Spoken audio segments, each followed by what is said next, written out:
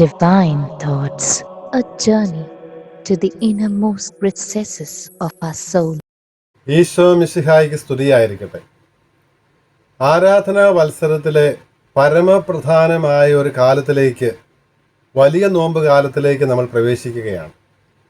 സുറിയാനി ഭാഷയിൽ സൗമ റംബ, വലിയ നോമ്പ്, ആ ഗ്രേറ്റ് ഫാസ്റ്റ് നമ്മൾ നടത്തുന്ന 50 ദിവസങ്ങൾ, ഈശോയുടെ ഉത്ഥാനത്തിന് മുൻപുള്ള 50 ദിവസങ്ങൾ ഈശോയിൽ വിശ്വസിക്കുന്നവരായ നമ്മെ സംബന്ധിച്ച് വലിയ ഒരുക്കത്തിൻ്റെ ദിവസങ്ങളാണ്.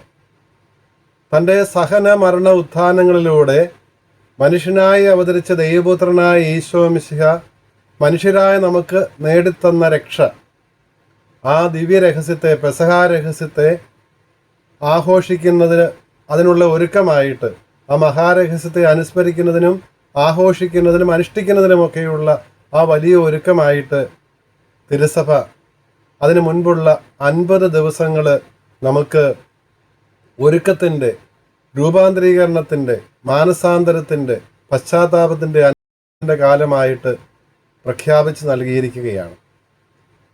ഈ സൗമ റംബ 50 നോമ്പ് എന്ന് നമ്മൾ പൊതുവെ പറയുന്നുവെങ്കിലും പൗരസ്ത്യ സുറിയാനി കത്തോലിക്കരായ നസ്രാണികളായ നമ്മുടെ ഇടയിൽ അത് 40 ദിവസമാണ് നോമ്പ് ആയിട്ട് ആചരിക്കുവാനായിട്ടുള്ളത്.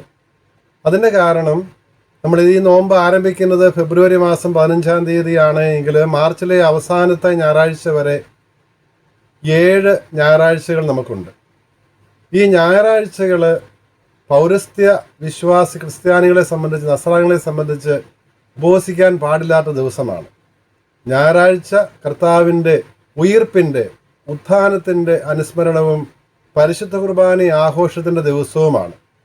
അപ്പോൾ അതുകൊണ്ട് ആ ദിവ്യരഹസ്യമാണ് ഞായറാഴ്ച നമ്മൾ പരിശുദ്ധ കുർബാനയിൽ ആഘോഷിക്കുന്ന, അനുഭവിക്കുന്ന അതേ രഹസ്യം തന്നെയാണ് വലിയ ആഴ്ചയിൽ നമ്മൾ ആഘോഷിക്കാൻ പോകുന്നത്. അതിനുള്ള ഒരുക്കമായിട്ടാണ് ഈ 40 ദിവസങ്ങൾ നമ്മൾ ഉപവാസത്തിനും പ്രാർത്ഥനയിലും ജാഗരണത്തിനുമൊക്കെ കഴിയുന്നത്. അപ്പോൾ രഹസ്യം യഥാർത്ഥത്തിൽ നമ്മൾ ഓരോ ദിവസവും അനുഭവിച്ചുകൊണ്ടായിരിക്കുന്നത് സവിശേഷമായ രീതിയിൽ ഞായറാഴ്ചകളിൽ, കർത്താവിൻ്റെ ദിവസം എന്നറിയപ്പെടുന്ന ഞായറാഴ്ചകളിൽ, ഉത്ഥാനത്തിൻ്റെ ദിവസം നമ്മൾ അത് ആഘോഷിക്കുന്നുണ്ട്. അതുകൊണ്ടാണ് ഞായറാഴ്ചകൾ ഉപവാസത്തിൽ നിന്ന് ഒഴിവാക്കപ്പെട്ടിരിക്കുന്നത്. അങ്ങനെ 7 ഞായറാഴ്ചകളും തുടർന്ന് വരുന്ന 3 ദിവസങ്ങൾ, വലിയ ആഴ്ചയിലെ തിങ്കൾ, ചൊവ്വ, ബുധൻ ദിവസങ്ങളും അത് പ്രത്യേകമായിട്ട് വളരെ സവിശേഷമായ ഒരുക്കത്തിൻ്റെ ദിവസങ്ങളായതുകൊണ്ട്, വ്യാഴാഴ്ച മുതലാണല്ലോ പെസഹ വ്യാഴം, ദുഃഖവെള്ളി, ശനി, ഞായർ, അങ്ങനെയാണല്ലോ ആ പെസഹ രഹസ്യങ്ങളുടെ. അപ്പോൾ ആ ദിവ്യ രഹസ്യങ്ങളുടെ ഏറ്റവും അടുത്ത ദിവസങ്ങൾ ഏറെ തീക്ഷ്ണമായ അനുഭവത്തിൻ്റെ ദിവസങ്ങൾ, ഒരുക്കത്തിൻ്റെ ദിവസങ്ങളായിട്ടും കരുതുന്നത് കൊണ്ട് ആ 7 ഞായറാഴ്ചകളും വലിയ ആഴ്ചയിലെ 3 ദിവസങ്ങളും കൂടി ഒഴിവാക്കി 40 നോമ്പ് എന്നും ഇതിനെ പറയാറുണ്ട്. കാരണം 40 എന്നുള്ളത് വിശുദ്ധ ഗ്രന്ഥത്തിൻ്റെ പശ്ചാത്തലത്തിൽ സ്വീകരിച്ചിരിക്കുന്നതാണ്. അപ്പോൾ ആദ്യത്തെ വായനയിൽ നമ്മൾ പുറപ്പാട് പുസ്തകം 24-ാം അധ്യായത്തിൽ നിന്ന് പഴയ നിയമത്തിൽ ഇസ്രായേൽ ജനത്തിൻ്റെ പെസഹ മധ്യസ്ഥനായി നിന്ന, ഉടമ്പടിയുടെ മധ്യസ്ഥനായി നിന്ന മൂശ എപ്രകാരമാണ് സീനാമലയിൽ ദൈവത്തോടുള്ള സംഭാഷണത്തിൽ, ദൈവിക സഹവാസത്തിൽ 40 രാവും 40 പകലും ചിലവഴിച്ചതെന്നും ഉടമ്പടിയിൽ ഏർപ്പെടുന്നത് എന്നും ഉടമ്പടി ഫലങ്ങളായി 10 പ്രമാണങ്ങൾ ജനത്തിന് കൊണ്ടുവന്ന് നൽകുന്നതെന്നുമെല്ലാം നമ്മൾ ആദ്യത്തെ വായനയിൽ കേൾക്കുന്നുണ്ട്. അപ്പോൾ അതാണ് ആ 40ൻ്റെ ഒരു കാരണം, ഒരു തുടക്കം അതാണ്. അതിനുശേഷം ഈ ഇസ്രായേൽ ജനത്തിൻ്റെ വാഗ്ദത്ത നാട്ടിലേക്കുള്ള യാത്ര, മരുഭൂമിയിലൂടെയുള്ള യാത്ര 40 സംവത്സരമായിരുന്നുവെന്ന് മൂശയുടെ തന്നെ പുസ്തകത്തിൽ നിന്ന് നമ്മൾ മനസ്സിലാക്കുന്നുണ്ട്. ഏലിയ പ്രവാചകൻ്റെ ചരിത്രത്തിൽ ഏലിയ പ്രവാചകന് ദൈവാനുഭവം ഉണ്ടാകുന്നതും ദൈവ സാന്നിധ്യം അനുഭവിക്കുന്നതും അതുവഴി സ്വയം രൂപാന്തരപ്പെടുന്നതുമെല്ലാം 40 ദിവസത്തെ ഹോറബ് മലയിലെ വാസത്തിന് ശേഷമാണ്. ഇസ്രായേൽ ജനം കാനാൻ ദേശത്തേക്ക് പ്രവേശിക്കുമ്പോൾ ജെറീക്കോ പട്ടണത്തെക്കുറിച്ച് അന്വേഷണം നടത്തുവാൻ വേണ്ടി ജോഷുവ നിയമിക്കുന്നവർ 40 ദിവസം അന്വേഷണം നടത്തുന്ന സംഖ്യയുടെ പുസ്തകത്തിൽ 14-ാം അധ്യായം 34-ാം വാക്യത്തിൽ നമ്മൾ കാണുന്നുണ്ട്. പുതിയ നിയമത്തിലേക്ക് വരുമ്പോൾ ഈശോ 40 ദിവസം ഉപവസിച്ചു എന്നാണ് നമ്മൾ സുവിശേഷങ്ങളിൽ, സമവീക്ഷണ സുവിശേഷങ്ങളിൽ കാണുന്നത്. 40 ദിവസം അവിടുന്ന് മരുഭൂമിയിലായിരുന്നു. അത് ആ 40 അനുസ്മരിച്ചുകൊണ്ട്, അതാണ് അടിസ്ഥാനപരമായിട്ട് നമ്മുടെ ഈ 40 ദിവസം ഉപവാസത്തിൻ്റെ അടിസ്ഥാനം അതാണ്. ഈശോയുടെ തന്നെ ജീവിതത്തിൽ അവിടുത്തെ ഉത്ഥാനത്തിന് ശേഷം ശ്ലീഹന്മാർക്ക് പ്രത്യക്ഷപ്പെടുന്നത് 40 ദിവസമാണ്. ശ്ലീഹന്മാരുടെ നടപടി പുസ്തകം 1-ാം അധ്യായം ആദ്യ വാക്യങ്ങൾ നമ്മൾ കാണുന്നുണ്ടല്ലോ, 3-ാം വാക്യത്തിൽ കാണുന്നുണ്ട് 40 ദിവസം അവിടുന്ന് ജീവനുള്ളവനായി അവർക്ക് പ്രത്യക്ഷപ്പെട്ടു എന്ന് പറയുന്നത് നമ്മൾ കാണുന്നുണ്ട്. അപ്പോൾ ഇങ്ങനെ വിശുദ്ധ ഗ്രന്ഥത്തിൻ്റെ ആരംഭം മുതൽ അവസാനം വരെ ഈ 40-ന് ഈ പ്രാധാന്യമുള്ളതുകൊണ്ടാണ് 40 ദിവസത്തെ നോമ്പ് സഭ അനുഷ്ഠിക്കുന്നത്. ഏറ്റവും അടിസ്ഥാനപരമായ കാരണം 40 ദിവസം ഈശോ മരുഭൂമിയിലായിരുന്നു എന്നുള്ളതാണ്. ഇന്നത്തെ സുവിശേഷ ഭാഗം ആരംഭിക്കുന്നത്, സുവിശേഷം ലൂക്കായുടെ സുവിശേഷം 4-ാം അധ്യായത്തിലെ ആദ്യത്തെ വാക്യങ്ങളാണല്ലോ ഇന്ന് നമ്മൾ വായിക്കുന്നത്. അത് തുടങ്ങുന്നത് തന്നെ ഈശോ റൂഹാദ് കുദിശായാൽ നയിക്കപ്പെട്ട് ഭൂമിയിലേക്ക് പിശാചിനാൽ പരീക്ഷിക്കപ്പെടുവാനായിട്ട് പോയി എന്നാണ്. റൂഹാദ് കുദിശായാൽ നയിക്കപ്പെട്ടു എന്ന് പറയുമ്പോൾ, നിറഞ്ഞവനായി എന്ന് പറയുമ്പോൾ, തൊട്ട് മുൻപുള്ള 3-ാം അധ്യായത്തിലെ 23-ാം വാക്യത്തിൽ പറഞ്ഞിരുന്ന 22-23 വാക്യങ്ങൾ പറഞ്ഞിരുന്ന മാമോദിസയുടെ രംഗത്തെ അനുസ്മരിച്ചുകൊണ്ടാണ്. യോഹന്നാൻ മാംദാനായിൽ നിന്ന് ഈശോ മാമോദിസ സ്വീകരിക്കുമ്പോൾ, യോർദാനിൽ മുങ്ങിക്കയറുമ്പോൾ സ്വർഗം തുറക്കപ്പെടുന്നതും റൂഹ അവൻ്റെ മേൽ പ്രാവിൻ്റെ രൂപത്തിൽ ഇറങ്ങുന്നതും നമ്മൾ കാണുന്നുണ്ട്. അങ്ങനെ റൂഹായാലാണ് അവിടുന്ന് ജനിച്ചത്. റൂഹായിൽ നിന്ന് മാറിയ ഒരു അസ്തിത്വം അവിടത്തേക്കില്ലായിരുന്നുവെങ്കിലും റൂഹായാൽ അഭിഷിക്തനാണ് മിശിഹ എന്നുള്ളത് ചുറ്റും കൂടിയിരുന്നവർക്ക് വ്യക്തമാക്കുവാൻ വേണ്ടിയുള്ള ആ റൂഹായുടെ ആവാസത്തെ സൂചിപ്പിച്ചുകൊണ്ടാണ് പറയുന്നത് റൂഹായാൽ നിറഞ്ഞവനായി അവൻ മരുഭൂമിയിലേക്ക് പോയി എന്ന്. മരുഭൂമി യഥാർത്ഥത്തിൽ ഇസ്രായേൽ ജനതയെ സംബന്ധിച്ച് ദൈവാനുഭവത്തിൻ്റെ സ്ഥലമായിരുന്നു. അവർ ദൈവത്തിൻ്റെ അത്ഭുതകരമായ പരിപാലന അനുഭവിച്ച കാലമായിരുന്നു. 40 സംവത്സരക്കാലം ഒന്നുമില്ലാതിരുന്നിടത്ത് ഈ ജനത്തിന് ഭക്ഷണം നൽകിയിരുന്നത്, അത്ഭുതകരമായി സ്വർഗത്തിൽ നിന്ന് മന്ന നൽകിയിരുന്നത്, കാടപ്പക്ഷിയെ നൽകിയിരുന്നത് കർത്താവാണ്. അതുപോലെ ജലം എന്ന സ്ഥലത്ത് പാറയിൽ നിന്ന് അത്ഭുതകരമായി ജലം നൽകി അവരെ ദാഹം ശമിപ്പിച്ചത് കർത്താവാണ്. അതുപോലെ രാത്രിയിൽ അവരെ വഴി നടത്തുവാൻ വേണ്ടി ദീപസ്തംഭമായിട്ട് അവർക്ക് മുൻപേ നീങ്ങിയിരുന്നത് കർത്താവാണ്. മരുഭൂമിയിൽ പകലാണെങ്കിലും വഴിയറിയത്തില്ലാത്തതുകൊണ്ട് മേഘസ്തംഭമായി വഴി നടത്തിയിരുന്നതും കർത്താവാണ്. അപ്പോൾ ഇങ്ങനെയെല്ലാം ദൈവപരിപാലനയുടെ കാലമായിരുന്നു മരുഭൂമി യാത്രയെങ്കിലും ഈ മരുഭൂമി യാത്രയ്ക്കിടയിൽ ഇസ്രായേൽ ജനം മൂശയ്ക്കെതിരെയും കർത്താവിനെതിരെയും പിറുപിറുക്കുന്നത് നമ്മൾ കാണുന്നുണ്ട്. ഈ മന്ന ഭക്ഷിച്ച് ഞങ്ങൾ മടുത്തു, ഈ കാടപ്പക്ഷി ഭക്ഷിച്ച് മടുത്തു എന്ന് പറഞ്ഞ് മൂശയ്ക്കും ജനത്തിനുമെതിരെ പിറുപിറുക്കുന്നതും അതിന് ദൈവം ശിക്ഷ നൽകുന്നതുമെല്ലാം നമ്മൾ കാണുന്നുണ്ട് സംഖ്യയുടെ പുസ്തകത്തിൽ വിവരിക്കപ്പെടുന്നത്. അപ്പോൾ ഇത് ഇസ്രായേൽ ജനം ദൈവത്തിൻ്റെ ജനമായിട്ട്, ദൈവത്തിൻ്റെ പുത്രരായിട്ട് ജീവിക്കേണ്ടവരായിരുന്നു, ദൈവത്തിൻ്റെ പരിപാലനയോട് നന്ദിയുള്ളവരായിരിക്കേണ്ടതായിരുന്നു. പക്ഷേ അതിനവർക്ക് സാധിച്ചില്ല. അവർ ദൈവത്തിനെതിരെ മറുതലിച്ചു, ദൈവത്തിനെതിരെ അവർ പിറുപിറുത്തു, ദൈവത്തിനെതിരെ സംസാരിച്ചു. എന്ന് പറഞ്ഞാൽ ആ ദൈവപുത്ര സ്ഥാനത്തിന് നിന്ന് താഴേക്ക് പോയി. അവർ അതിനനുസൃതമായി അവർ ജീവിക്കുകയോ പ്രവർത്തിക്കുകയോ ചെയ്തില്ല.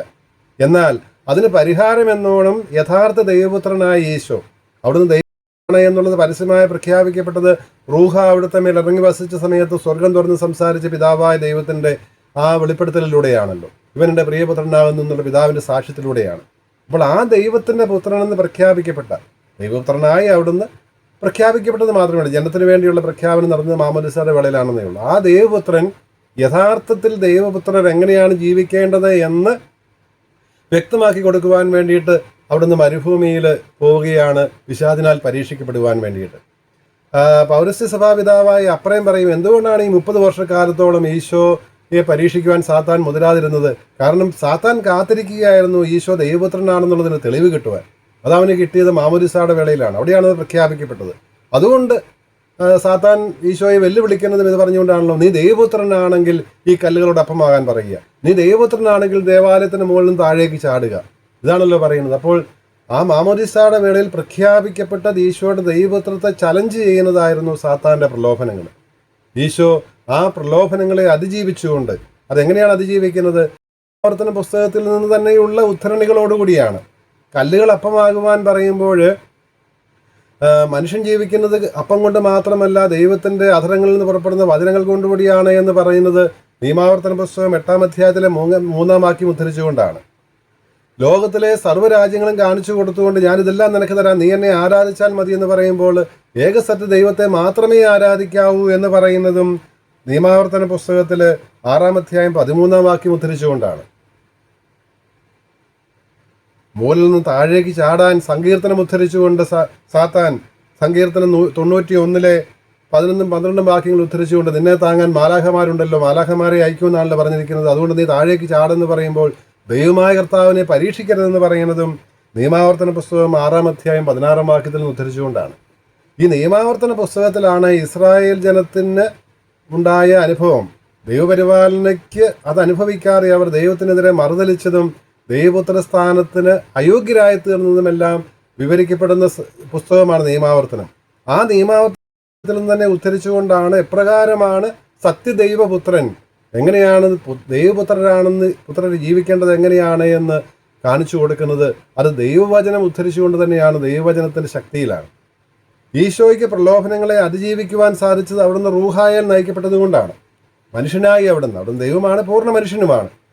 അപ്പോൾ പൂർണ്ണ മനുഷ്യനായി അവിടുന്ന് ഈ സാത്താൻ്റെ പ്രലോഭനങ്ങളെ അതിജീവിക്കുന്നത് റൂഹായാൽ നയിക്കപ്പെട്ടിരുന്നത് കൊണ്ടാണ്. നമ്മളും റൂഹായാൽ നയിക്കപ്പെടുന്നവരാണ്. മാമോദീസായിൽ നമ്മളും റൂഹായുടെ ആലയങ്ങളായി തീർന്നവരാണ്. റൂഹാദ് കുരിശ നമ്മിൽ വന്ന് വസിക്കുന്നുണ്ട്. മാമോദീസ മുതൽ നമ്മിൽ വന്ന് വസിക്കുന്ന നമ്മളെ ആലയമാക്കിയിരിക്കുന്ന റൂഹായുടെ ആലയങ്ങളാണല്ലോ നമ്മുടെ ശരീരങ്ങൾ. ആ റൂഹായാൽ നമ്മൾ നയിക്കപ്പെടുന്നെങ്കിൽ നമ്മുടെ ജീവിതത്തിലുണ്ടാകുന്ന ഏത് പ്രലോഭനങ്ങളെയും നമുക്കും അതിജീവിക്കുന്നത് സാധിക്കും. രണ്ടാമത്തെ വായനയിൽ, പഴയ നിയമത്തിൽ നിന്നുള്ള രണ്ടാമത്തെ വായനയിൽ പ്രഭാഷകന്റെ പുസ്തകത്തിൽ 2-ാം അധ്യായത്തിൽ നമ്മൾ വായിച്ച് കേൾക്കുന്നുണ്ടല്ലോ, ദൈവ ശുശ്രൂഷയ്ക്കായിട്ട്, കർത്തൃ ശുശ്രൂഷയ്ക്കായിട്ട് സ്വയം സമർപ്പിക്കുന്നവർ ആരാണെങ്കിലും അവർക്ക് പ്രലോഭനങ്ങൾ നേരിടാൻ അവർ ഒരുങ്ങിയിരിക്കണമെന്ന്. പ്രലോഭനങ്ങൾ ഉണ്ടാകും.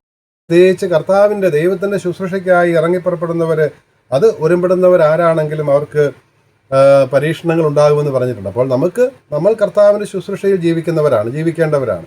അപ്പോൾ നിശ്ചയമായിട്ടും നമുക്ക് പരീക്ഷകൾ ഉണ്ടാകുമെന്നും പ്രഭാഷകന്റെ പുസ്തകത്തിലൂടെ 2-ാമത്തെ വായനയിൽ സഭ നമ്മെ ഓർമ്മിപ്പിക്കുന്നുണ്ട്. അത് നമ്മൾ ചെയ്യേണ്ടത് എന്താണെന്നും പ്രഭാഷകന്റെ പുസ്തകത്തിലൂടെ നമ്മോട് പറയപ്പെടുന്നുണ്ട്. എന്താണ്? അവക്രമായ മനസ്സ് നമുക്കുണ്ടാകണം, ഹൃദയമുണ്ടാകണം, അചഞ്ചലമായ വിശ്വാസം ഉണ്ടാകണം, അവിടുത്തോട് ചേർന്ന് നിൽക്കണം, അവിടുത്തെ വിട്ടുപോകാതെ അവിടുത്തോട് ചേർന്ന് നിൽക്കണം. അങ്ങനെയെങ്കിൽ ഈ പരീക്ഷണങ്ങൾ സ്വർണം തീയിൽ, അഗ്നിയിൽ ഉരുക്കപ്പെട്ട് അല്ലെങ്കിൽ അത് ശുദ്ധി ചെയ്യപ്പെടുന്നത് പോലെ നമ്മളും ഈ പരീക്ഷണങ്ങളിലൂടെ ശുദ്ധി ചെയ്ത് അതിൻ്റെ മാറ്റി തെളിയിച്ച് നമ്മൾ വെളിയിൽ വരും. സഹനത്തിൻ്റെ ചൂളയിലൂടെ നമ്മൾ കർത്താവിന് സ്വീകാര്യരായ മനുഷ്യരായി തീരും എന്നാണ് പ്രഭാഷകന്റെ പുസ്തകത്തിൽ പറയുന്നത്. അപ്പോൾ അവിടുന്ന് ഈ കർത്താവ് കരുണാമയനും ഹൃദയാർദ്രതയുള്ളവനുമായതുകൊണ്ട് നമ്മുടെ പാപങ്ങൾ ക്ഷമിക്കുകയും നമ്മുടെ കഷ്ടതയുടെ ദിനങ്ങളിൽ രക്ഷയ്ക്കായി അവിടുന്ന് എത്തുകയും ചെയ്യുമെന്ന് പ്രഭാഷകന്റെ പുസ്തകത്തിൽ നമ്മൾ കാണുന്നു. അപ്പോൾ ഈ മാമോദീസായിൽ നമുക്ക് ലഭിച്ചിരിക്കുന്ന റൂഹായാൽ നമ്മൾ നയിക്കപ്പെടുന്നതെങ്കിൽ നമുക്കുണ്ടാകുന്ന പ്രലോഭനങ്ങളെ നമുക്ക് അതിജീവിക്കാൻ സാധിക്കും.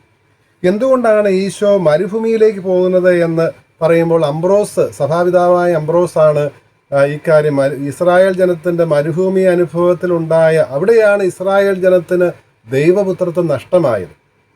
ആ ഇസ്രായേൽ ജനം നഷ്ടപ്പെട്ടത് മരുഭൂമിയിലാണ്. അതുകൊണ്ട് ആ നഷ്ടപ്പെട്ടിടത്ത് വേണമല്ലോ അവരെ കണ്ടെത്തി രക്ഷിക്കുവാനായിട്ട്. അതുകൊണ്ടാണ് അവിടുന്ന് മരുഭൂമിയിലേക്ക് പോയത്. അവിടെ വെച്ചാണ് നഷ്ടപ്പെട്ടത്. അതുകൊണ്ട് അവിടെ തന്നെ പോയി ഈ ജനത്തെ അവിടുന്ന് രക്ഷിക്കുകയാണ് എന്ന് സഭാപിതാവായ അംബ്രോസ് പറയുന്നുണ്ട്. വലിയ ദൈവശാസ്ത്രജ്ഞനായിരുന്ന ഒറിജിൻ പറയും, ആദ്യ ആദം, പൂർവ്വപിതാവായ ആദം ദൈവിക സഹവാസത്തിൽ ദൈവപുത്രനായി ജീവിച്ചവനാണ്. ഈ ദൈവപുത്രത്വത്തിൽ, ദൈവത്തോടുള്ള ഈ ബന്ധത്തിലായിരുന്നു സാത്താൻ്റെ അസൂയ. അതുകൊണ്ടാണ് സാത്താൻ പറയുന്നത്, നീ ഈ ഫലം ഭക്ഷിച്ചാൽ ദൈവത്തെ പോലെയായിത്തീരും. അവനെ പ്രലോഭിപ്പിക്കുകയാണ് ചെയ്തത്. ആദം ഓൾറെഡി ദൈവപുത്രനായിരുന്നു, സഹവാസത്തിലായിരുന്നു, ബന്ധത്തിലായിരുന്നു.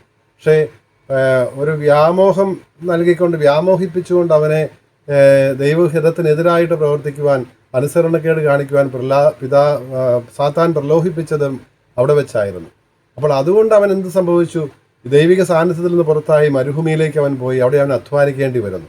അതുകൊണ്ട് ആ സ്ഥലത്ത് വെച്ച് തന്നെയാണ് സാത്താൻ രണ്ടാമത്തെ ആദമായ മിശിഹായെയും പരീക്ഷിക്കുന്നത്. ആദ്യത്തെ ആദം ഭോജനപ്രിയത്വത്തിന് സ്വയം വിട്ടുകൊടുത്തുകൊണ്ട് സാത്താന് കീഴടങ്ങിയെങ്കിൽ രണ്ടാമത്തെ ആദമായ മിശിഹ ദൈവത്തിൻ്റെ ഹിതത്തിന് പൂർണ്ണമായി സമർപ്പിച്ചുകൊണ്ട് സാത്താനെ വെല്ലുവിളിച്ചുകൊണ്ട് അവനെ കീഴടക്കിക്കൊണ്ട് നമ്മളും ഈ മിശിഹായോടൊപ്പം വിജയിക്കുകയാണ് ചെയ്യുന്നത് എന്ന് അംബ്രോസ് പിതാവും ഒറിജിനും ഒക്കെ പറയുന്നത് നമുക്ക് കാണുവാൻ സാധിക്കും. കല്ലുകൾ അപ്പമാകാനുള്ള പ്രലോഭനമാണല്ലോ ആദ്യത്തേത്. മനുഷ്യനുണ്ടാകുന്ന പ്രലോഭനങ്ങളിൽ ഏറ്റവും അടിസ്ഥാനപരമായിട്ടുള്ളത് ഭക്ഷണവുമായി ബന്ധപ്പെട്ടതാണ്. ഭക്ഷണവുമായി ബന്ധപ്പെട്ട പ്രലോഭനങ്ങളാണ്. അത് ആ ശരീരത്തിൻ്റെ മറ്റ് പ്രലോഭനമെല്ലാം അതിൽ ഉൾക്കൊള്ളുന്നുണ്ട്. മനുഷ്യൻ്റെ ഏറ്റവും അടിസ്ഥാനപരമായ ആവശ്യവും പ്രാഥമിക ആവശ്യങ്ങളിലൊന്നും ഭക്ഷണമാണല്ലോ. അപ്പോൾ അത് മനുഷ്യനെ ദൈവത്തെ നിരസിക്കുന്നതിലേക്ക്, ദൈവപ്രമാണങ്ങൾ തള്ളിപ്പറയുന്നതിലേക്ക് ആദത്തിന് സംഭവിച്ചതുപോലെ തന്നെ നമുക്ക് സംഭവിക്കാം. പക്ഷേ ഈശോ അവിടെ ആ പ്രലോഭനത്തിന് വഴങ്ങുന്നില്ല.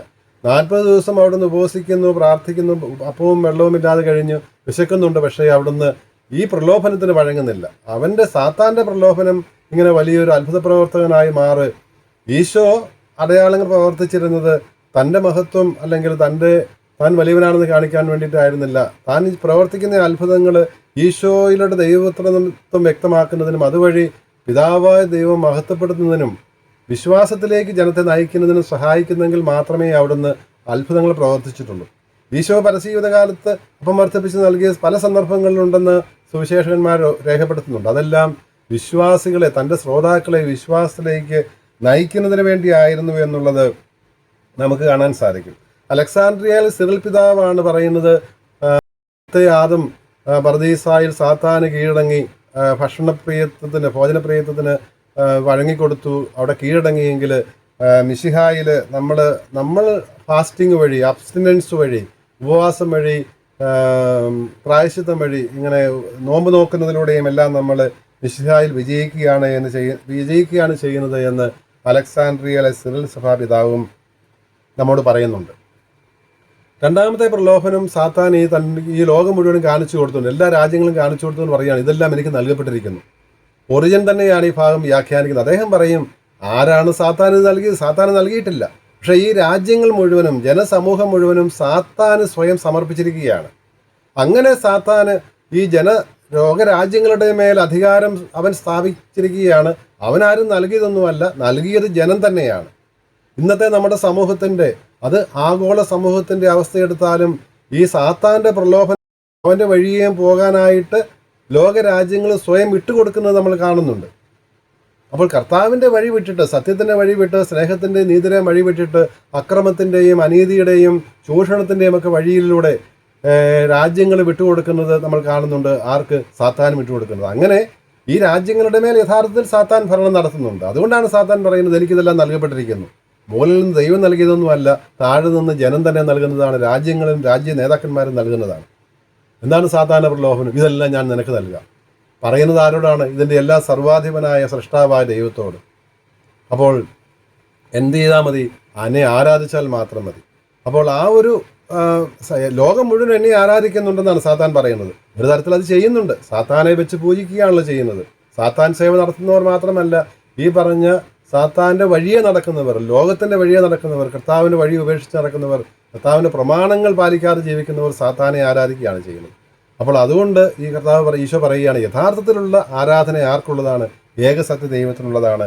അത് ഒരു കാരണവശാലും വേറെ ആർക്കും നൽകാൻ പാടില്ല എന്ന് ദൈവപ്രമാണം ഉച്ചരിച്ചുകൊണ്ട് തന്നെയാണ് ഈശോ വ്യക്തമാക്കുന്നത് എന്ന് ഒറിജിൻ വ്യാഖ്യാനിക്കുന്നുണ്ട്. അലക്സാണ്ട്രിയയിൽ സിറിൽ മക്കാരിം തന്നെ പറയുന്നുണ്ട്, ദൈവത്തിന് മാത്രമുള്ളതാണ് ആരാധന എന്നുള്ള കാര്യം. ഇവിടെ മൂന്നാമത്തെ പ്രലോഭനത്തിൽ ദേവാലയത്തിൻ്റെ ഗിരീശൃംഗത്തിൽ നിന്നിട്ട് താഴേക്ക് ചാടാൻ പറയുമ്പോൾ 91 സങ്കീർത്തനം ഉദ്ധരിക്കുന്നുണ്ട്, 11-12 വാക്യങ്ങൾ സാത്താൻ. ഇതിനെക്കുറിച്ച് അപ്രേം പിതാവ് പറയും, സാത്താൻ്റെ ബൈബിൾ വ്യാഖ്യാന രീതി ഇതുപോലെയാണ്. അവൻ ആവശ്യമുള്ളത്, കൺവീനിയൻ്റ് ആയിട്ടുള്ളത് അവൻ ചൂസ് ചെയ്യും. ഇത് തന്നെയാണ് ഹെരറ്റിക്സ് ചെയ്യുന്നത്, പാഷണ്ടികൾ ചെയ്യുന്നത് ഇത് തന്നെയാണ് എന്ന് അപ്രേം പിതാവ് പറയുന്നുണ്ട്. ഇന്നും പല ക്രൈസ്തവ വിഭാഗങ്ങളെന്ന് അവകാശപ്പെടുന്ന പല ഗ്രൂപ്പുകളും ചെയ്യുന്നത് ഇത് തന്നെയാണല്ലോ. അവർക്ക് ആവശ്യമുള്ളത്, അല്ലെങ്കിൽ അത് മാത്രമല്ല ചില മതവിഭാഗങ്ങളും നമ്മുടെ വിശുദ്ധഗ്രന്ഥത്തിലെ ചില ഭാഗങ്ങൾ അവർക്ക് ആവശ്യമുള്ളത് മാത്രം ഉദ്ധരിച്ച് ചില കിതാബുകളൊക്കെ ഉണ്ടാക്കി അതാണ് ദൈവത്തിൻ്റെ വചനമെന്ന് പറയുന്നുണ്ട്. അവർക്ക് ആവശ്യമുള്ളത് മാത്രം, കൺവീനിയൻ്റ് ആയിട്ടുള്ള, അവർക്ക് യൂസ്ഫുൾ ആയിട്ടുള്ള, അവരുടെ വാദഗതികളെ സ്ഥാപിക്കുന്നതിന്, തെളിയിക്കുന്നതിന് സഹായിക്കുമെന്ന് തോന്നുന്ന പ്രത്യേകിച്ച് പഴയ ഉദ്ധരണികൾ എടുത്തുകൊണ്ടാണ് പലപ്പോഴും ഇങ്ങനെയുള്ള ഒരു അഭ്യാസങ്ങൾ നടത്തുന്നത്. ഇത് തെറ്റായ വ്യാഖ്യാന രീതിയാണ്. ബെനഡിക്റ്റ് മാർപ്പാപ്പ ജീസസ് ഓഫ് നസ്രത്ത്, നസ്രായനായ ഈശോ, നസ്രത്തിലെ ഈശോ എന്നുള്ള അദ്ദേഹത്തിൻ്റെ ആ 3 വാല്യം പുസ്തകത്തിൽ സുവിശേഷ വ്യാഖ്യാനത്തിൽ പറയും, സാത്താനും ഒരു ആധുനിക ദൈവശാസ്ത്രജ്ഞനെ പോലെ വിശുദ്ധത്തിൽ പ്രാവീണ്യമുള്ളവനാണ് എന്ന്. അതായത് അവൻ ആവശ്യമുള്ളത് തിരഞ്ഞെടുക്കുകയാണ് ചെയ്യുന്നത്. അത് അനുകൂലിക്കുകയല്ല മാർപ്പാപ്പ ചെയ്യുന്നത്, പക്ഷേ ആ വഴിയെ പോകരുത്, അത് പാഷണ്ഡികളുടെ വഴിയാണ് എന്നും അപ്രയം പിതാവിൻ്റെ വഴിയെ തന്നെ ബെനഡിക്റ്റ് മാർപ്പാപ്പായും നമ്മെ ഓർമ്മിപ്പിക്കുന്നുണ്ട്. അപ്പോൾ ഈ പ്രലോഭനങ്ങൾ ഇത് മനുഷ്യർക്കുണ്ടാകുന്ന പ്രലോഭനങ്ങളാണ്. അത് ഒന്ന് ഭക്ഷണവുമായി ബന്ധപ്പെട്ടത്, ശരീരത്തിൻ്റെ ആവശ്യങ്ങളുമായി ബന്ധപ്പെട്ടത്. ആ പ്രലോഭനങ്ങൾ എല്ലാ മനുഷ്യർക്കുമുള്ളതാണ്. അതിനെ അതിജീവിക്കാൻ ദൈവത്തിൻ്റെ വചനം കൊണ്ട് മാത്രമേ സാധിക്കൂ എന്ന് ഈശോ തന്നെ വ്യക്തമാക്കി. രണ്ടാമത്, സാത്താൻ്റെ അധികാരത്തിന് അല്ലെങ്കിൽ സാത്താൻ്റെ ചിന്തകൾക്ക് കീഴടങ്ങുവാൻ, വിട്ടുകൊടുക്കുവാനും അങ്ങനെ സാത്താൻ്റെ ആധിപത്യത്തിൻ്റെ കീഴിലാകുവാൻ, അവൻ്റെ നുഖത്തിന് കീഴിലേക്ക് വിട്ടുകൊടുക്കുവാനുമുള്ള പ്രവണത മനുഷ്യനുണ്ട്. ആകർഷകമാണ് ലോകത്തിൻ്റെ വഴികൾ, അത് വഴികൾ വിശാലമാണ്, അതുകൊണ്ട് ആ വഴിയെ പോകാനുള്ള സാധ്യതയുണ്ട്. അത് പാടില്ല. ദൈവത്തെ മാത്രമേ ആരാധിക്കാവൂ. നമ്മുടെ ജീവിതത്തിൽ പരമപ്രധാനമായ സ്ഥാനം ദൈവത്തിനായിരിക്കണമെന്നുള്ളത് രണ്ടാമത്തെ പ്രലോഭനത്തെ അതിജീവിക്കുന്നതിലൂടെ ഈശോ വ്യക്തമാകും. മൂന്നാമത്, ദൈവത്തെ പരീക്ഷിക്കരുത്. ദൈവം നമുക്ക് നൽകുന്ന അനുഭവങ്ങളെ വിശ്വാസത്തോടെ നമുക്ക് സ്വീകരിക്കാൻ സാധിക്കണം. ദൈവം നമ്മളെ താങ്ങും, ദൈവജനത്തെ അവിടുന്ന് പരിപാലിക്കും, മാലാഖമാരെ അയച്ചുകൊണ്ട് താങ്ങുമെന്നുള്ളത് കൊണ്ട് നമ്മൾ ദൈവത്തെ പരീക്ഷിച്ച് എന്തും റെക്ലെസ് ആയിട്ട് നമ്മൾ ഒരു കാര്യവും ചെയ്യരുത്, ദൈവത്തോട് ചേർന്ന് നിൽക്കണം എന്നുള്ള കാര്യം നമ്മെ ഓർപ്പിക്കുകയാണ് മൂന്നാമത്തെ പരീക്ഷണത്തിൽ അതിജീവിക്കുന്നതിലൂടെ. ഈ പ്രലോഭനങ്ങൾ ഏതൊരു മനുഷ്യനും ഉണ്ടാകുന്ന പ്രലോഭനങ്ങളാണ്. അപ്പോൾ ഇതിനെ എങ്ങനെ അതിജീവിക്കണമെന്ന് പൂർണ്ണ മനുഷ്യനും പൂർണ്ണ ദൈവവുമായി അവിടുന്ന്, ആ പൂർണ്ണ മനുഷ്യത്വത്തിൻ്റെ ഭാഗമായിട്ടാണ് അവിടുന്ന് പരീക്ഷിക്കപ്പെടുന്നത്. ദൈവത്തെ ആർക്കും പരീക്ഷിക്കാൻ സാധിക്കുകയില്ല. പൂർണ്ണ മനുഷ്യനായി അവിടുന്നാണ് പരീക്ഷിക്കപ്പെടുന്നത്. അത് എന്തിനു വേണ്ടിയാണ്? മനുഷ്യരായ നമുക്ക് നമ്മുടെ സഹനത്തിൽ നമ്മോട് പങ്കുചേരുന്നതിനാണ്. അതുകൊണ്ടാണ് ഹെബ്രായ ലേഖനത്തിൽ നിന്നുള്ള വായനയിൽ 2-ാം അധ്യായത്തിൽ 10 മുതലുള്ള വാക്യം നമ്മൾ വായിക്കുന്നുണ്ടല്ലോ. നമ്മുടെ സഹോദരരായ നമ്മോട്, അവിടെ നമ്മളെ സഹോദരൻ എന്നാണ് വിളിക്കുന്നത്, ദൈവം നൽകിയ മക്കൾ നമ്മൾ കാണുന്നുണ്ട്. സഹോദരരായ നമ്മോട് സദൃശനാകുന്നതിന് വേണ്ടി, നമ്മോട് ഐഡൻറ്റിഫൈ ചെയ്യുന്നതിന് വേണ്ടി അവിടുന്ന് പീഡ സഹിക്കുകയും പരീക്ഷിക്കപ്പെടുകയും ചെയ്തു. അങ്ങനെ പരീക്ഷിക്കപ്പെട്ടതുകൊണ്ട്, പീഡ സഹിച്ചതുകൊണ്ട്, പീഡ സഹിക്കുന്ന പരീക്ഷിക്കപ്പെടുന്നവരെ സഹായിക്കുവാൻ അവന് സാധിക്കും.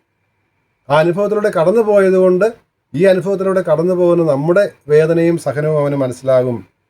അത് മരണത്തിന് അധികാരമുള്ള പിശാചിനെ തൻ്റെ മരണത്താൽ നശിപ്പിച്ച് മരണഭയത്തോടെ ജീവിതകാലം മുഴുവൻ കഴിഞ്ഞിരുന്നവരെ അവൻ്റെ അടിമത്തത്തിൽ നിന്ന് രക്ഷിക്കാൻ വേണ്ടിയായിരുന്നു എന്നും ഹെബ്രായ ലേഖകൻ പറയുന്നത് പുതിയ നിയമത്തിലെ ആദ്യത്തെ വായനയിൽ നമ്മൾ കേൾക്കുന്നുണ്ട്. അപ്പോൾ നമ്മോട് സഹതപിക്കാൻ സാധിക്കുന്ന ഒരു പ്രധാന പുരോഹിതനാണ് നമുക്കുള്ളത്. സഹതപിക്കാൻ കഴിയാത്ത ഒരുവനല്ല. കാരണം നമ്മുടെ അനുഭവങ്ങളിലൂടെ എല്ലാം അവൻ കടന്നുപോയതാണ്. എങ്ങനെയാണ് അതിനെ അതിജീവിക്കേണ്ടതെന്നുള്ള മാതൃകയും അവിടുന്ന് നമുക്ക് നൽകിയിട്ടുണ്ട്. ഏറ്റവും അവസാനത്തെ വാചകത്തിൽ സുവിശേഷൻ പറയുന്നത്, സാത്താൻ ആ സമയത്ത് ഈശോയെ വിട്ടുപോയി മറ്റൊരു അവസരം നോക്കി. ഈ അവസരം എപ്പോഴാണ് എന്നുള്ളത് ആഗസ്തിനോസ് പിതാവ് വ്യാഖ്യാനിക്കുന്നുണ്ട്. അത് കാണുന്നത് സുവിശേഷത്തിൻ്റെ അവസാന ഭാഗത്ത് വിവരിക്കപ്പെടുന്ന സഹനമരണോത്ഥാനങ്ങളുടെ വിവരണത്തിലാണ്. ഈശോയെ ഒറ്റിക്കൊടുക്കുവാൻ വരുന്ന യൂദാസിലേക്ക് സാത്താൻ പ്രവേശിച്ചു എന്നാണല്ലോ നമ്മൾ കാണുന്നത്. അതുപോലെ തന്നെ ഈശോയെ അറസ്റ്റ് ചെയ്യാൻ വരുന്ന സാത്താൻ യൂദാസിൽ പ്രവേശിക്കുന്ന 22 ലൂക്കാ തന്നെ 22-ാം അധ്യായം 3-ാം വാക്യത്തിൽ പറയുന്നുണ്ട്. പത്രോസ് ഈശോയെ തള്ളിപ്പറയുന്നതിൻ്റെ പിന്നിൽ, അറിയില്ല എന്ന് പറയുന്നതിന് പിന്നിലും അതും തിന്മയുടെ സ്വാധീനമാണ്. 22-ാം അധ്യായം 31-ാം വാക്യത്തിലാണ്. ലൂക്ക 22:53 ഇവരെ ക്രൂശിക്കുക എന്ന് പറയുന്ന, അല്ലെങ്കിൽ അറസ്റ്റ് ഈശോയെ ബന്ധിച്ചുകൊണ്ട് പോകാൻ വരുന്നവരും ജനക്കൂട്ടം വിളിച്ചു പറയുന്നുണ്ടല്ലോ ഇവനെ ക്രൂശിക്കുക എന്ന്. അപ്പോൾ അവരിലെല്ലാം പ്രവർത്തിക്കുന്നത്, അവരിലൂടെ എല്ലാം തിന്മയുടെ ശക്തിയാണ്, സാത്താനാണ് പ്രവർത്തിക്കുന്നത്. കുരിശിൽ ഈശോ കിടക്കുമ്പോൾ നീ ദൈവപുത്രനാണെങ്കിൽ ഇറങ്ങി വരിക, ഞങ്ങൾ വിശ്വസിക്കാമെന്ന് പറയുന്ന യഹൂദ നേതൃത്വമെല്ലാം ഈ സാത്താനാൽ നയിക്കപ്പെടുന്നവരായിരുന്നു. അവിടെയാണ് സാത്താൻ വീണ്ടും പ്രത്യക്ഷപ്പെടുന്നത്.